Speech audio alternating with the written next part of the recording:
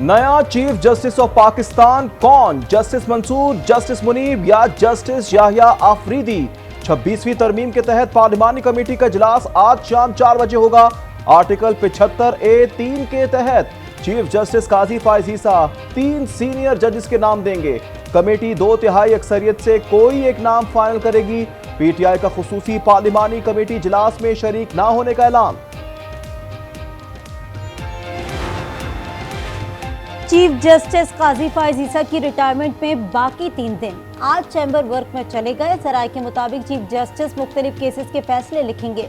Justice Mansoor Ali Shah का bench कमरे अदालत नंबर 1 में मुंतकिल। दौरान समाअत एक साइल ने कहा, दुआ है आप बेंच नंबर 1 में ही रहें। जस्टिस मंसूर अली शाह ने कहा, जो अल्लाह चाहेगा वो ही होगा।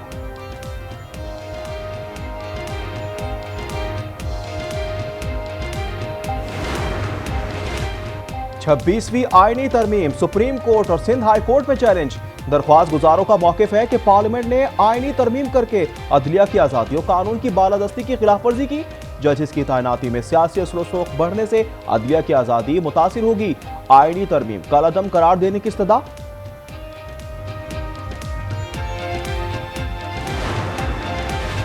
पीटीआई का आईनी तरमीम पर पार्टी पॉलिसी के खिलाफ वोट देने वाले अरकान के खिलाफ कार्रवाई का ऐलान। वजीर आला केपी अली अमीन गंडापुर कहते हैं, आईनी तरमीम को नहीं मानते, मारो या मर जाओ का वक्त आ गया है।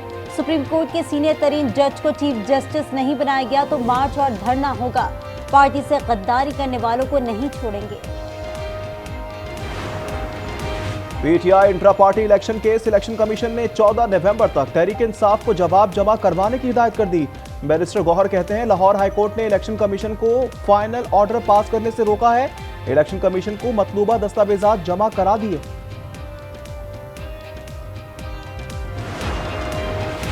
वजीर आजम की जेर सदारत वफाकी काबीना का इजलास जारी। हज पॉलिसी, घरेलू तशद्दुद के खिलाफ बिल, शफाफ तवानाई के चार्टर की मंजूरी का इम्कान। फार्मेसी काउंसिल ऑफ पाकिस्तान की तश्कील 9 पर भी गौर होगा।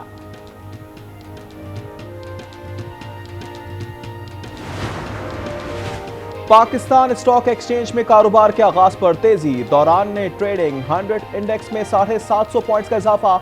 इंडेक्स 86,800 की रिकॉर्ड सतह पर पहुंच गई। पाकिस्तान में गैर मुल्की सरमायाकारी में इजाफा। स्टेट बैंक के मुताबिक रवा माली साल की पहली तिमाही में 48% से जायद सरमायाकारी हुई। 3 माह के दौरान मजमूई बैरूनी सरमायाकारी का हजम $1 अरब तक पहुंच गया।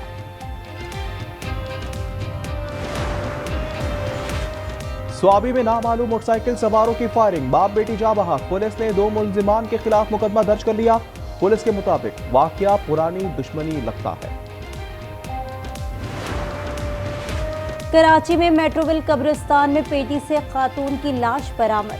पुलिस के मुताबिक मकतूला को शदीद तशद्दुद का निशाना बनाने के बाद कत्ल किया गया।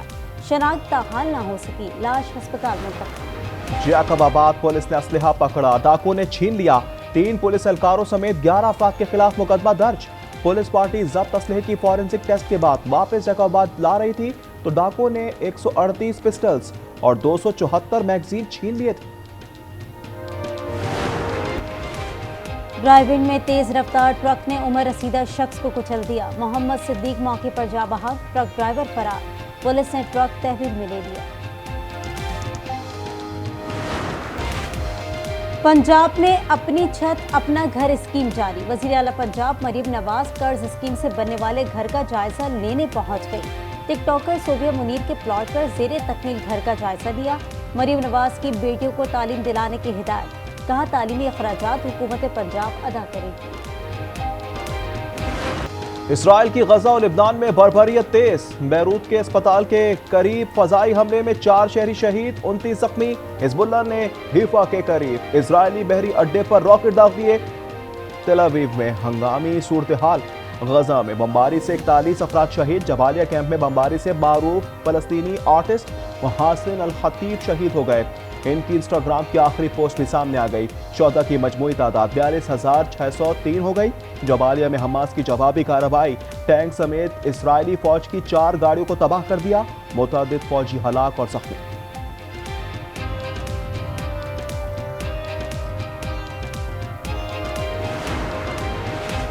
ईरान के मिसाइल हमले के खौफ ने इजराइल की नींदें उड़ा दी।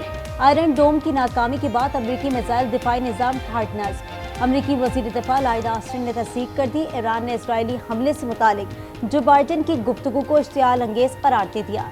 अक़वाम मुत्तहिदा में ईरानी मिशन का सलामती काउंसिल को खत लिखा, अमेरिका इजरायली जारियत को भड़काने के नताइज का जिम्मेदार खुद होगा।